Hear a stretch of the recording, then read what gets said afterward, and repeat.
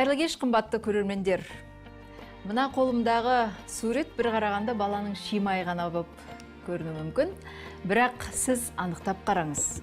Бұл үлкен арманға бастаған жолдама.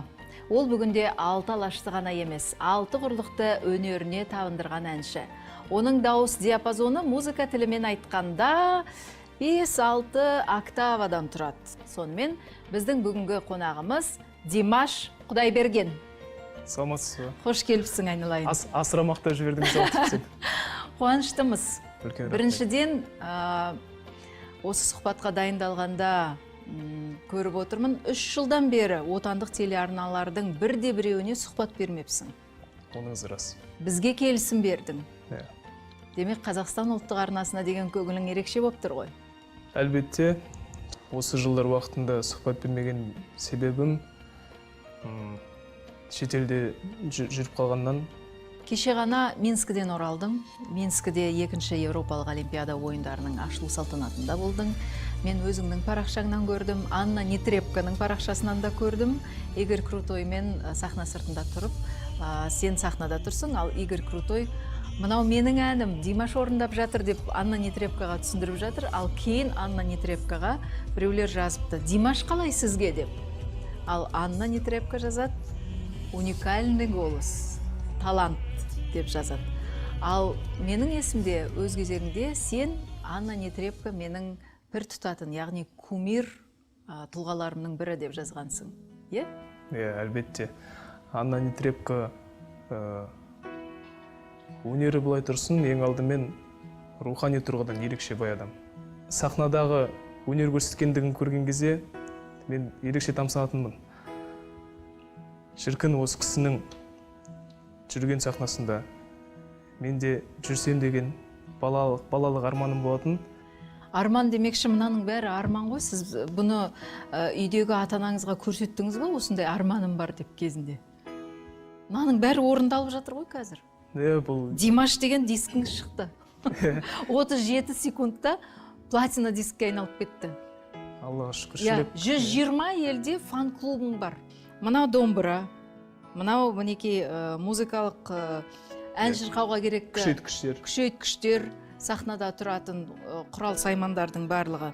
Мынау кассета ғой дейм, е? Бұл музыкалық орталық, және де дыбыс күшейткіштері, гитараның дыбыс ұлғайтқышы, анау преамп деп аталады. Анау мен өзім, бала кезде... Анау менің өзім. Міне, Димаш. 3 жасымда, қателеспесем 4 жасымда, 3 жасымда сондай жас шамаларында салған суретім. Ол кезде кішкентай кезімізде сол музыкалық құрал саймандарды, сахнаны салғанды, сахнадағы өзімнің тұрысын салғанды сөйтіп қатты ұнататынмын. Бүгінде психологтар, бизнес-тренерлердің бәрі аффирмация жасаңыздар деп жатады. Я болмаса, арманның картасын жасаңыздар деп жатады. Оны Димаш 3 жасында өтіп қойған. Сондықтан бүгін үлкен сахналарды бағындырып отыр. Сол арманның бірі мұрағатта сақтаулы екен. Мына қазір экраннан көрейік. Мен арманымның шегі жоқ, бірақ та осы армандарының ең бастысын айта кетсек осы. Осы менің арманымда халқымның көңілі жай, білімге бай болуын қалаймын. Және де осы өскен соң осы қазағыма осы ықпал еткізетіндей үлесімді, осы қазағыма осы жақсы жағына үлесін қосатын азамат болушы ғой менің ең басты арманым. Мінекей бәрекелді, ал өздеріңнің осы арман қуған жолдарыңда үлгі тұтатындай еліктейтін адамдарың бар ма? Қазақтың барлықта ғалымдары да, ақындары да, жазушылары да осы өзінің еліне ықпал еткізіп, осы үлесін тигізіп кеткен болатын. Мен осы ақын жазушылардан, ұлы тұлғалардан, яғни осы үлгі тұтқым болады. Солардың бірінде осы Абай Құнанбаев пен осы қазақтың 2 қыз батыры осы Әлия мен Мәншүкте үлгі тұтқым келеді. Себебі осы Абай Құнанбаев осы балаларға кішкене де үлесімді тигізсем деген оймен қара сөздерді жазып осы керегін алып, керек емесін алмай қойсын деген оймен жазған болатын. Ал осы Әлия мен Мәншүк осы қазақ еліне осы бізді осы бейбіт өмірге бөлеген, осы 20 жыл болса да өмір сүріп осы бізге ықпалын тигізгеніне алғысым шексіз. Қандай бала? Жақсы бола сияқты, былай қарағанда. Димаш, үлкен байқауларда, додаларда сен мұз жарғыштай бұзып кірдің. міне осы 3 жылда Лондон, Мәскеу, Қытай, кеше Американың үлкен байқауларында болып қайттың.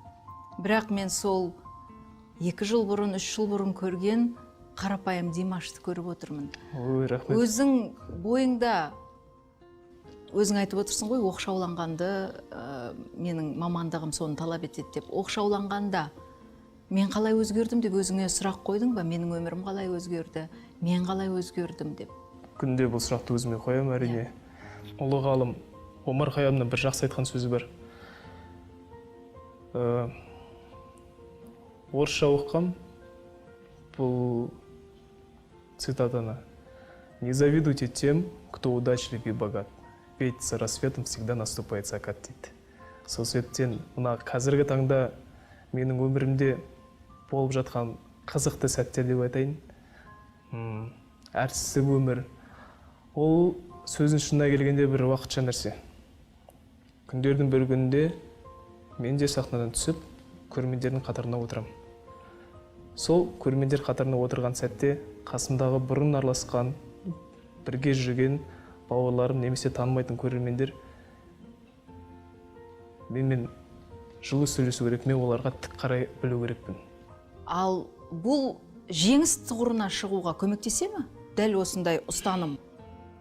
Жеңіс тұғырына шығуға көмектесетін ең алдымен жаратушымыз. Одан кейін қасымдағы мені әрқашанда қолдап, әр басқан аяқ алысымды демеп жүретін, қолдап жүретін менің ата-анам.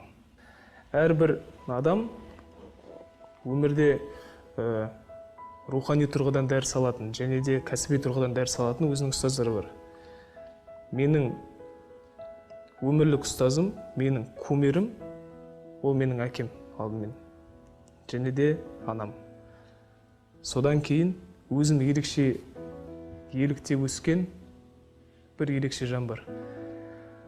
Есімде соны 99 немесе 2000 жылдары 4-5 жас шамасында мен Ахмет Жұбанов атындағы Ақтөбе музыкалық колледжінің жанынан құрылған балалар мектебі бар. Сол мектепке сол 4-5 жас шамасында ең алғашқы рет табалдырықты аттап оқуға түскем. Және де ең алғашқы жылында сахнаға шығып, мені жүргізуші алдарыңызда болашақ Марат Әйтімов деп сөйтіп хабарлаған болатын. Ал мен Марат ағаны кішкентай кезімнен бері үйде көретінмін. Ол кісілер ол кезде жас, шығармашылық бір ізденіс үстінде ылғиды. Бала кезден бері Марат ағаның сыныбында оқысам деп армандайтынмын. Марат аға маған тек қана кәсіби тұрғыдан біліктілігімді арттырған адам емес мен үшін. Ол кісі мені өнерге және де сонымен қатар өмірге үйретті. Жақында Ақтөбеге барып келгем. Марат ағаның класына бердім. Екеуміз жаттығуды жасадық.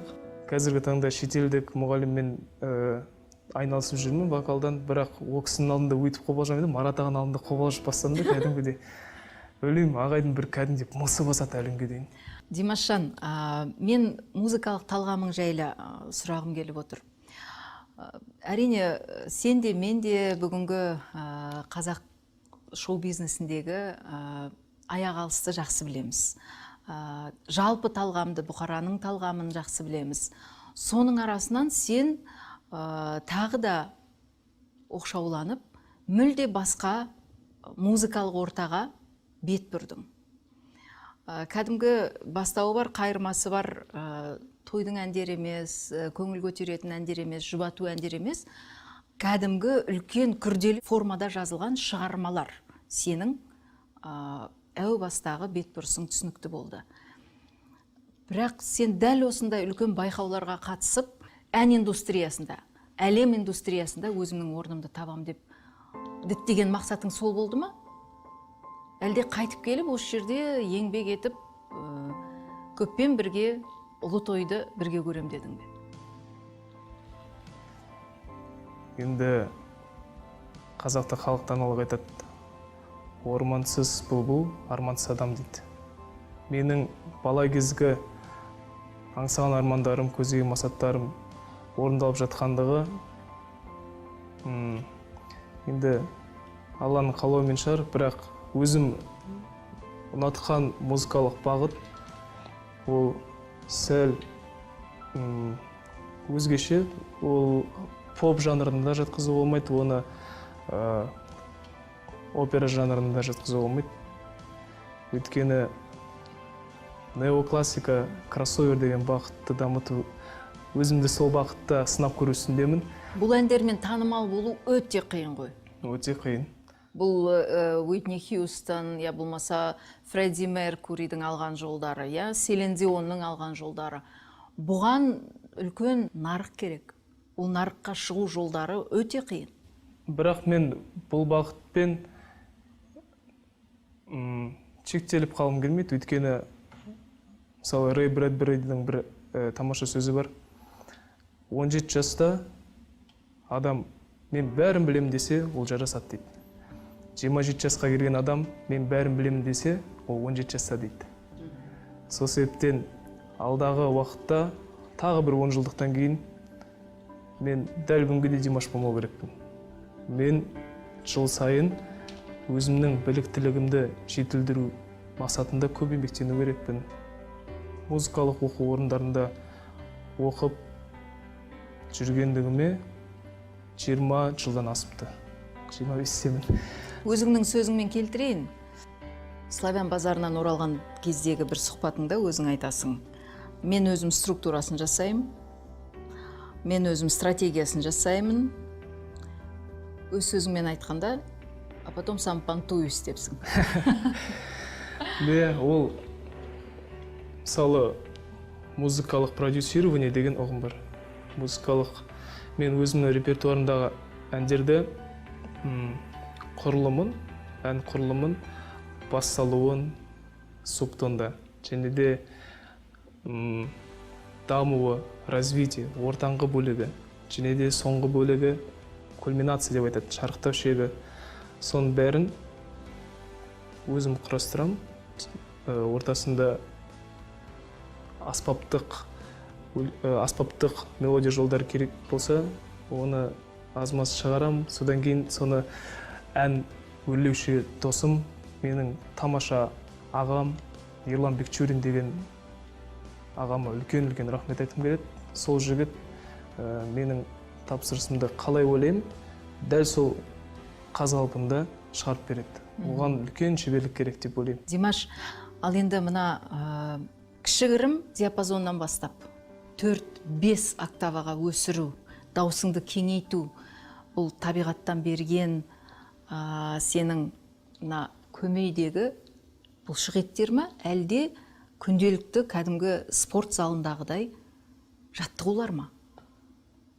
Осының ғажайыбын, сиқырын ашшы бізге, жұмбағын. Көбісі айтып жатады ғой, 1% талант, 99% еңбек деп. Еңбек арқылы адам жетіледі, еңбек арқылы адам өседі, бірақ дегенмен алдымен табиғат, және де сол Алланың берген өнерін, аманат етіп берген өнерін біз міндетті түрде күнделікті немесе күнара дайындалып жетілдіру керекпіз. Ол дейтін үлкен бір спорт секілді. Негізінде енді әркім, мысалы, мен даусымды 3-ші октаваға дейін көтерейінші десе, әркімнің қолынан келе бермейді ғой. Сен үшін бір жаңалық болды. Бүгін мысалға сен 3-ші октаваға жетіп, я болмаса 4-ші октаваға дейін көтер. Бүгін тағы бір биікті алдым. Бүгін тағы да бір сатыға көтерілдім деп отырдың ба? Әлде бір күнде сол 4 октаваң бар екенін түсіндің ба? Жоқ, ол әрине табиғаттан берілген дауыс, сонымен қатар вокалмен айналыса келе, бір 3 тон көлемінде жоғарғы ноталардағы 3 тонды, төменгі ноталардағы 3 тонды, ол уақыт өте келе тәжірибемен іске қосуға болады. Тағы да Марат Айтемовтың мектебі. Әрине. Қазақстанның вокал мектебінің жемісі ғой бұл, солай болса. Төменгі нота қайсысы? Есімде жоқ, әр кезде әртүрлі. Әр кезде әртүрлі. Ал жоғарғы? Әр кезде әртүрлі. Құпия демек. Құпия.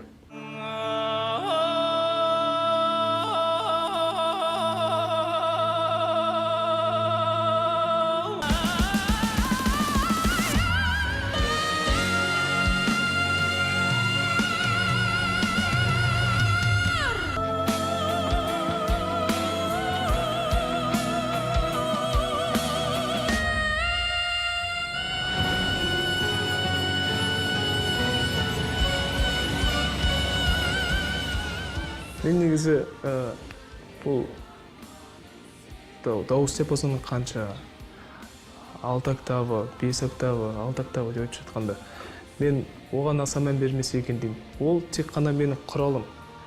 Менің басты мақсатым адамды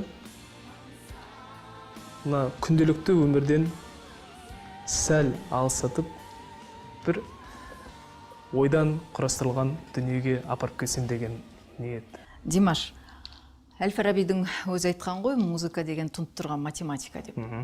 Ал енді стратегиялық тұрғыдан алған кезде сен үлкен байқауларға кәдімгі қол бастайтын, көшбасшы, қолбасшы сияқты дайындаласың. Немесе үлкен додаларға шығатын гроссмейстер, шахматшы сияқты өзіңнің бәсекелестеріңді зерттейсің түбегейлі. Яғни сен оның осал тұсын білуің керек. Міндетті түрде. Қай жерде сен басып озасың оны, болмаса өзіңнің осал тұсыңды зерттейсің. Славян базары алдында сен сол Витебске баратын қыз жігіттердің бәрінің әндерін дәл солай зерттеп шығыпсың. Мен мынадан кейін сахнаға шықсам, демек мен мына жағын көрсетуім керек. Жаңа өзің айтпақшы, керек жерінде даусымның ең бір жарқыраған тұсын көрсетуім керек деп. Гаухарды күнде жылтыратуға болмайды ғой, сол сияқты. Міне осы тұрғыдан байқауға қатысам деген жастарға не айтасың? Қалай дайындалу керек? Вокальная постановка деген ұғым бар. Дауысты қою керек. Негізі әрбір әнші ең алдымен байқауға бармастан бұрын немесе сахнада жүрген әнші өз-өзіне сұрақ қою керек. Мен мына байқауға елдің атынан баруға, немесе қазіргі таңда еліміздің үлкен сахнасында өнер көрсетуге лайықтымын ба деген ең алдымен. Сол сұрақты күнде қоятын болса, өзіне адам әлбетте ілгері басады. Лучиано Паваротти деген үлкен атақты опера әншісі әлемнің номер 1 дауысы бола тұрып, номер 1 теноры бола тұрып, өлгенше жасы 70-ке келгенше мұғаліммен дайындалған. Өйткені сырт жақтан құлақ керек. Адам, әнші өзін ешқашанда дұрыс естімейді. Оған әрқашанда дауысы әдемі болып естиді. Сен күніне қанша сағат жұмсайсың дайындалуға? 3. Сені кім тыңдайды? Мұғалім ретінде Қытайда мұғалім бар. Сол үлкен Азияның және де Еуропаның үлкен шоқ жұлдыздарын дайындайтын кісі екен. Сол кісімен дайындалып тұрам, бірақ кейде уақыт болмай жатқан кезде клавишті алып аламын да, өзім күйсандықта ойнап отырып, өзімді баптауға тырысам. Әзірбайжанның атақты әншісі Полат Бülbüloğlu Славян базарында өткен үлкен жобада өзіңе қолыңа жүлдеңді ұсынып тұрып, мальчик из Казахстана просто уникальный. У него практически 3 голоса в одном. Хороший низкий, средний нормальный и альтина. Это очень редкий голос. И он очень профессионально пользуется всеми 3 голосами. Наверняка мы видим будущую звезду деген екен. Бұл 15-ші жылы болған оқиға. Ал енді Полат Бülbüloğlu'ның өзі мақамдарға салған кезде, Әзірбайжанның атақты халық мақамдарына салған кезде, ол кісі де дәл осылай төменгі, жоғарғы дыбыстарды жуанын да, қоңырын да әп-әдемі біледі, және бұлбұлша сайрайды. Бүлбүл деп бекер айтып жатқан жоқпыз ғой. Ал енді тағы бір сұрағым, дайындыққа келген кезде таеквондо, болмаса сен айналысқан жүзу спорты саған көмектескен шығар, өкпеңді дамытуға, бүгінде дауыс қоюға керекті сол тәсілдерді қолдануға? Әрине, мен жасөспірім кезімде 3-4 жылдай қателеспесем таеквондомен айналыстым. Қызыл поясқа дейін жете-жетпесе айналыстым да, уақыт тапшылығынан маған сол кезде таңдау керек болды, немесе мен сол таеквондомен айналысып жүрген. Я спорт, я музыка. Өйткені үлгере алмай бастадым кішігірім. Және де оның үстіне мына ішкі құрылысымда кішігірім ақаулар пайда болып бастады. Денсаулық сыр бере бастады. Содан кейін қойып кеттім. Және де бір қателеспесем 5 жыл қатарынан ба мен жүзумен айналыстым. жүзуді өте қатты жақсы көретінмін мен әлі күнге дейін қай елде болмайын, қай қалада болмайын, өзім қоныстанған қонақ үйдің ішіндегі бассейнге барып, өзімді шынықтырып тұруға тырысамын. Өйткені мына вокал деген кәдімгі таза спорт ол. Таза спорт, ол таза математика. Мына дыбыс алған кезде оны диафрагмаға жіберу, диафрагмадан атқылап барған үлкен ураган, ол мынаяқтағы грудной резонатор деген бар, маска, мына мұрын қуысындағы резонатор, бастың резонатор. Сол резонаторға күшпен бару керек. Анау мұржа болып тұру керек қой. Ол кәдімгідей химический процесстер жасап жатады ғой. Сол кезде өзіне өзі көтеріледі ғой. Сол сияқты былайынан тынысын көтеріледі, ауа көтеріледі, бірақ тынысын көтерілмеу керек, кеуде көтерілмеу керек. Өзінің заңдылықтары бар. Және де онымен күнде бұл жігіттерді жұмыс жасатып тұрып шұғылдану керек. Әлемдік индустрия жайлы сөйлессек, музыканың. Біздің ауылдан шықтың, AMSNG жобасында көріндің. Бірінші боп шықтың да, бірінші боп кәдімгі сананы қақ жарып, ешкімнің есінен кетпейтіндей, ешкім ұмытпайтындай өнер көрсеттің. Бұл расында да мұз жарғыштай дүлей күшпен, алапат күшпен сен еніп кеттің. Енді ол машина сені айналдыра бастады. Әлемдік индустрия. Қалай өзгеруге тура келді? AMSNG жобасы менің өмірімде ерекше бір белең алған сәт, ерекше ұмытылмайтын сәт.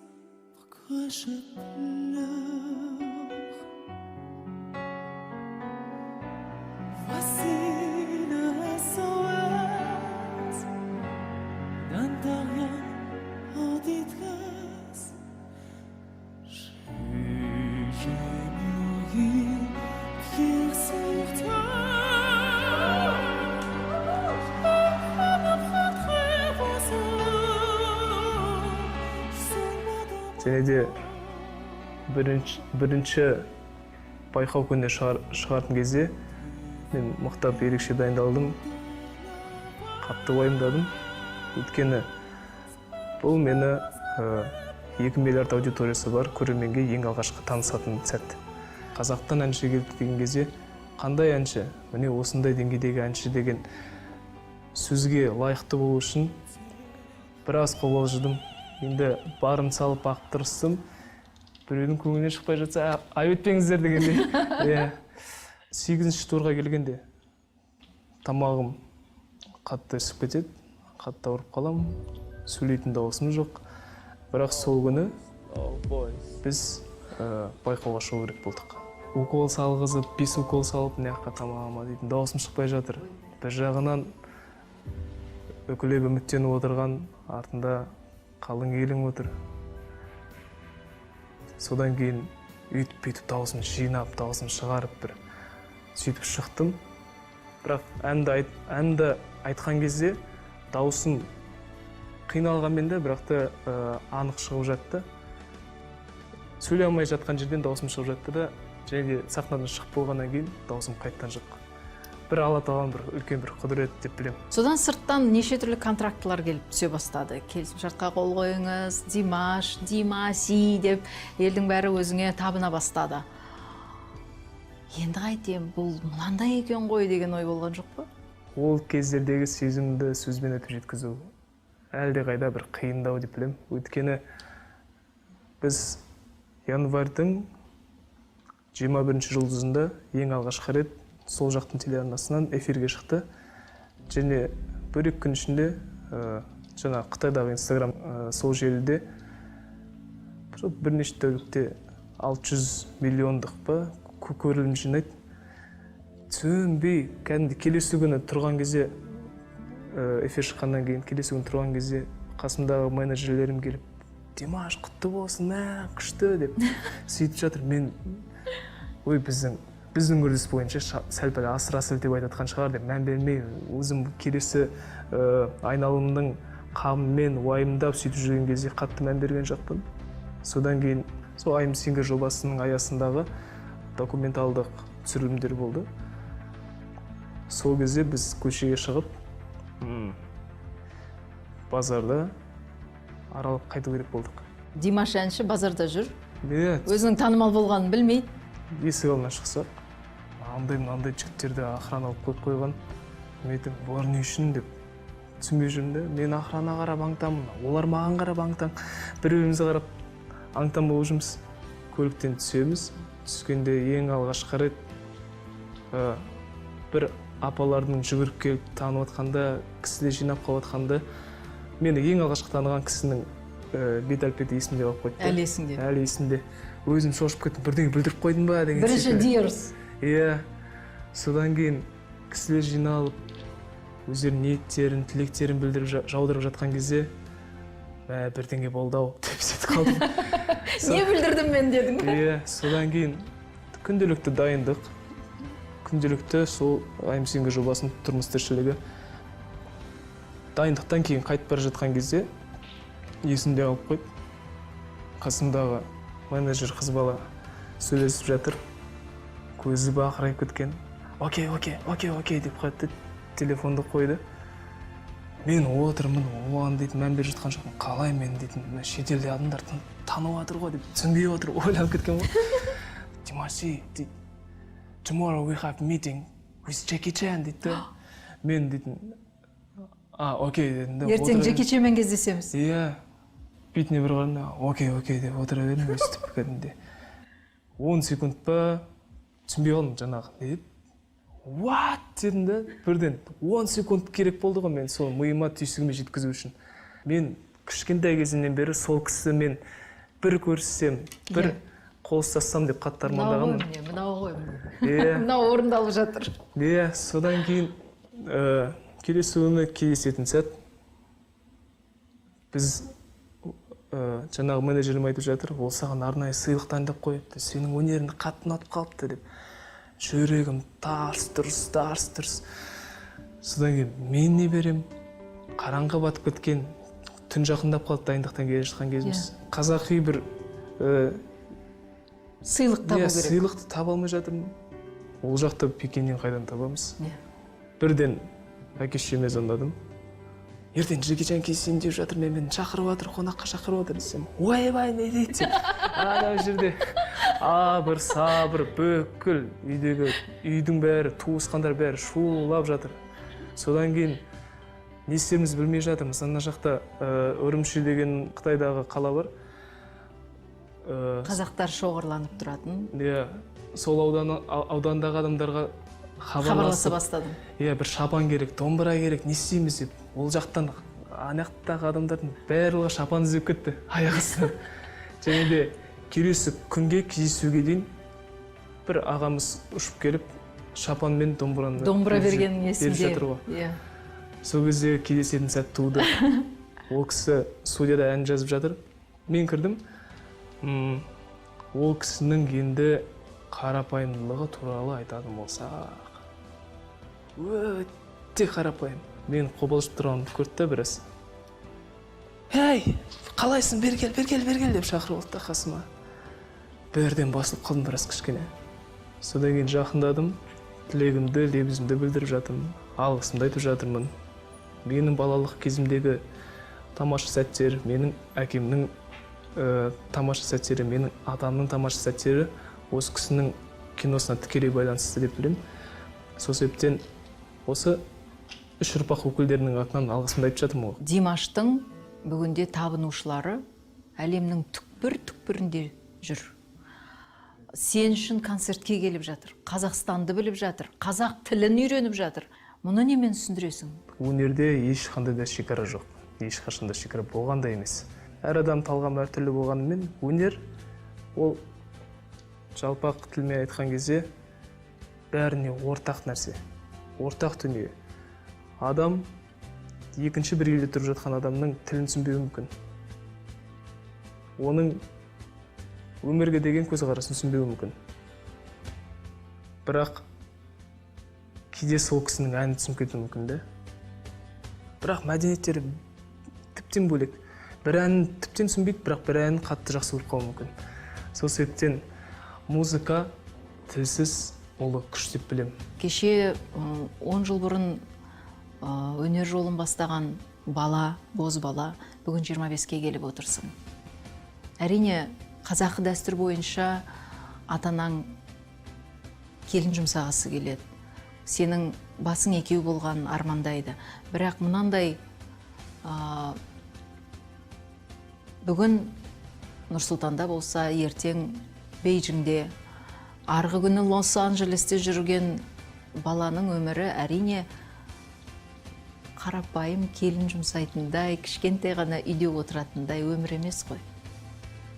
Оны қалай елестетесің? Сенің өмірің қатты өзгерді.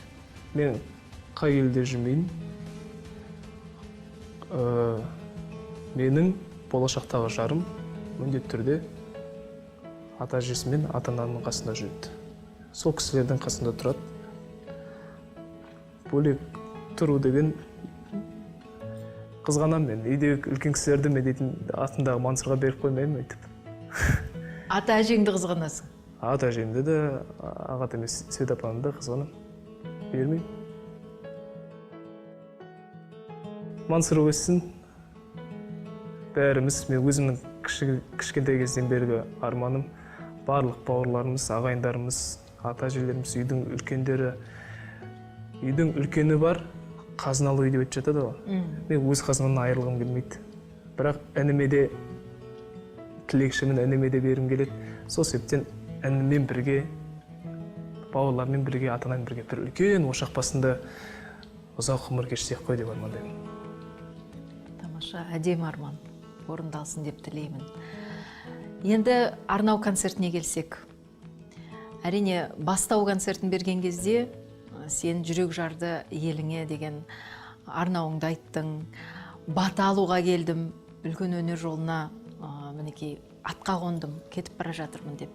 Ал бұл концерттің мақсаты, еліңе не айту үшін концерт жасап жатырсың? Шет мемлекеттерде, стадиондарда концерттерімді беріп жүрмін, бірақ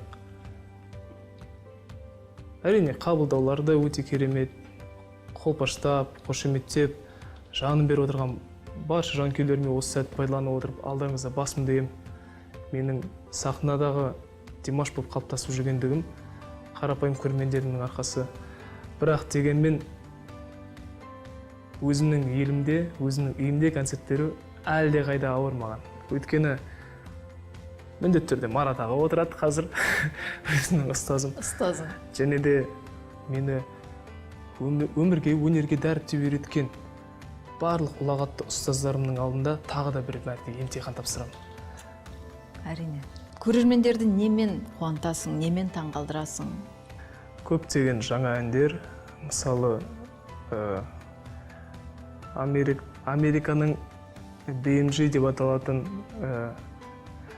музыкалық орталығына құда түстік.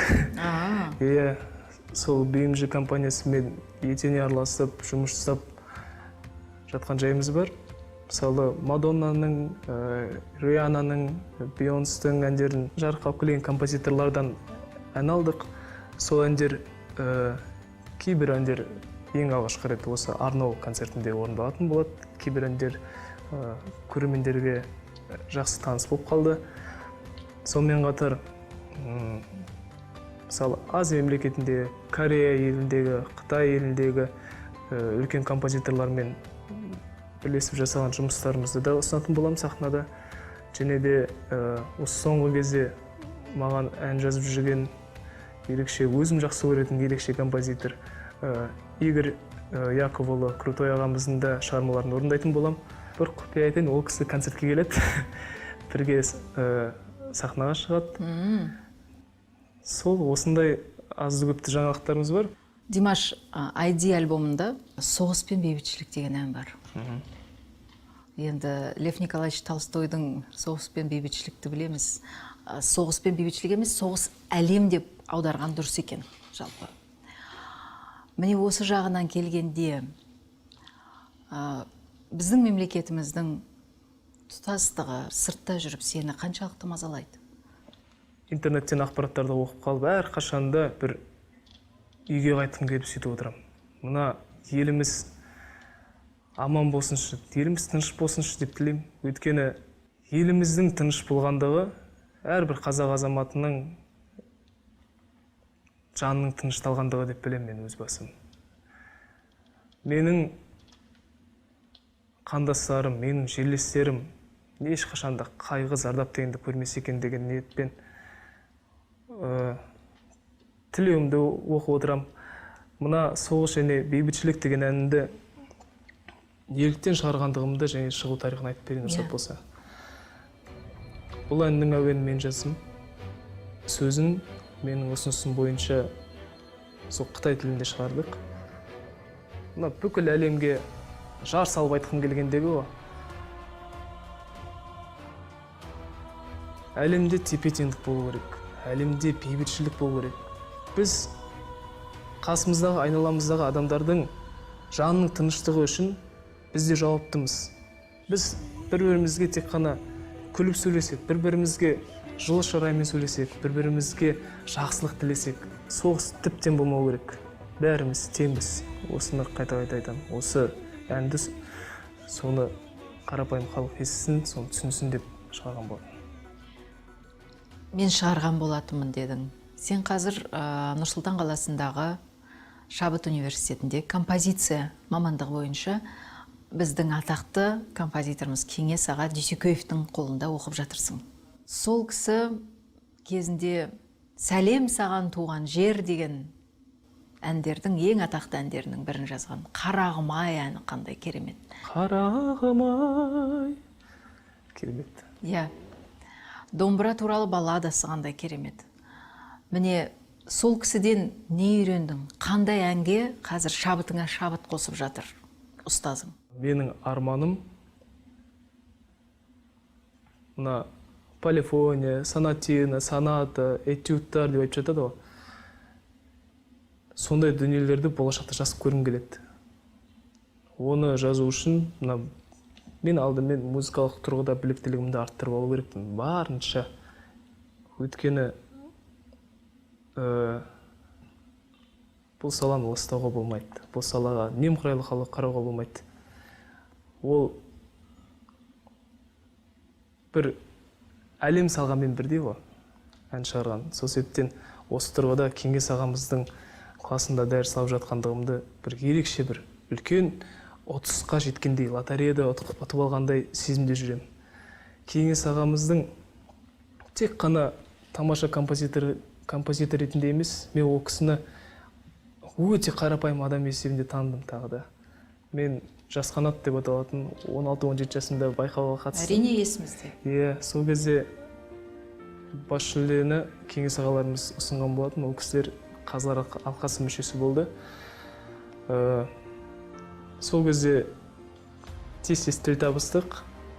Бір қарағанда Кеңес ағамыздың бет-әлпеті сәл-пәл сұстылау көрінеді. Кәдімгідей мысы басатын сондай үлкен тұлғамыз. Қабағы қатуланып отырады ғой. Иә, бірақ сыныпта өте қарапайым құтты бір атамның қасында шай ішіп отқандағыдай сезімде боламын да. Ол кісіні тек қана менің кәсіби біліктілігімді арттырып жатқан майталман есебінде ғана емес, рухани құндылықты бізге жасөспірімге дәріптеп жатқан үлкен тұлға деп білемін. Димаш, сенің жолың болды, білесің бе неге? Сен кішкентайыңнан өзіңнің сүйікті ісіңді, жолыңды адаспай таптың. Өз жолын табу үшін адам өзіне қандай сұрақ қою керек? Менің ойымша, мамандық таңдайтын сәтте адам сәл кейінге шегеріліп, бала кезде нені армандадым деп ойлау керек секілді. Өйткені бала тілегі, бала арманы адамды ешқашан адастырмайды деген ой түйгім келеді осы сәтте. Мен өзімді өте бақытты жан санаймын. Өте шүкіршілік етемін. Өйткені мен әрбір қадамым, әрбір талмай-тынбай жасап жатқан еңбегім маған үлкен ләззат әкеліп жатыр. Рахмет, Димаш. Үлкен рахмет. Біз енді өз кезегімізде тағы бір мәрте өзіңе рахмет айтамыз. Рахмет. Ұзақ уақыттан кейін көптеген арналардың ішінен Қазақстан ұлттық арнасын таңдап сұхбат беріп жатқаныңа мыңда бір ризамыз өзіңе. Бүгінгі концертің сәтті өтсін және қашанда есіңде болсын. Сенің тілеуіңді тілеп отырған халқың бар. Рахмет үлкен.